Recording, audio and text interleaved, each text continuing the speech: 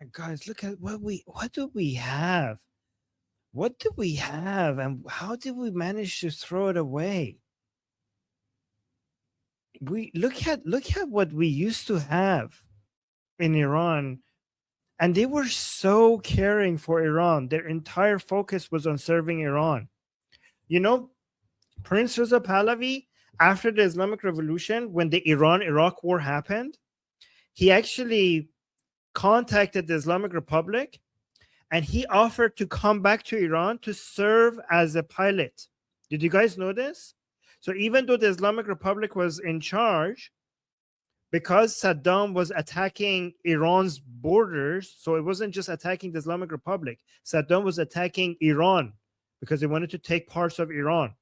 So this was not an attack on the Islamic Republic only, it was an attack on Iran as a country. And even though the Islamic Republic had done this to Prince Reza Pahlavi's family, the prince had felt such a sense of duty to protect his country that he contacted the Islamic Republic and he offered to come back to Iran and serve. Even though he's the prince, he offered to come back and serve as a fighter jet pilot to defend his country. Isn't that insane? Isn't that crazy? Isn't that patriotic? Yeah, and people are saying, thank God the IRGC refused it. Yeah, because we might have lost them by now if they didn't.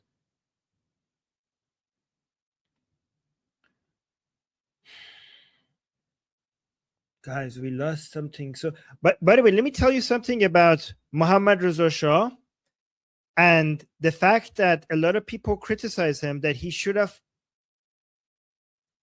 fought back against the people who were doing the revolution. Okay, and I learned something today. Okay, from Ali Ghazizadeh. It's a Persian speaking analyst. This is what I learned, because I used to think that the prince should have.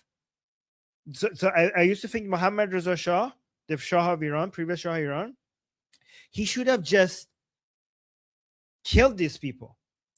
But he refused to do it because the king, because a lot of people say that the king was a dictator, and he was oppressive. But he was so kind that a lot of people think he was too kind.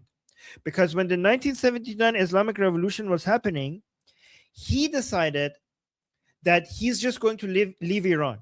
His generals told him that, we could actually end this revolution, right? Like, it was actually very easy. For the Shah, it was very easy to stop the 1979 Islamic Revolution from happening. The people who were doing the revolution, if you just start shooting at them, the revolution would have died almost immediately. But the Shah said that I don't want to rule by spilling blood. The Shah knew that it's very easy if he just commands to his general, the general will just give us the command, we will end this. And the Shah knew that if he just gives the command, he will end this revolution very fast. He could have ended the Islamic Revolution very fast. And he said, if I have to rule by spilling blood, I'd rather not rule at all. So he left. And some Iranians who love him say that we love everything he did, but he should have stood against the mullahs. He should have fought, and he should have kept Iran. But now I understand that was a wise decision. Because I think, look at this image, I think we were ungrateful. I think we did not understand what we had. And I think if the Shah, the former Shah of Iran, stood his ground and fought back against the people who were doing the revolution, we would have never understood how good we have it. And we would have never appreciated what we have and the value of the values that were governing us. I think we needed to learn this. I think that the past 47 years was necessary so that we call back for our Shah. So we want our Shah back. Back then, the Iranian people didn't know that they needed their Shah. And the people who did know, they remained silent. The people who didn't know participated in the revolution, and the people who did know remained silent. And the Shah, if the Shah started shooting at the protesters, we would have stayed in our ignorance, and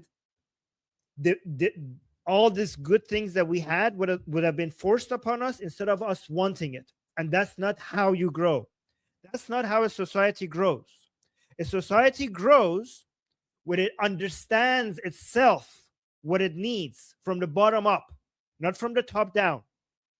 So when the Shah left, it made us, after 50 years, now we don't need the Shah to tell us what works. We know it. We can compare what the Shah was offering us compared to what it is like now.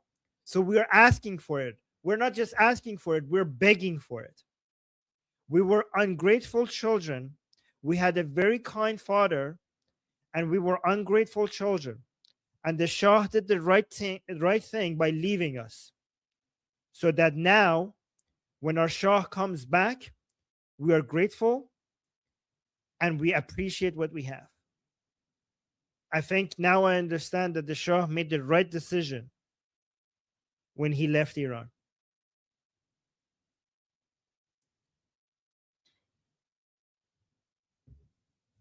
Let me know if you agree with me on this.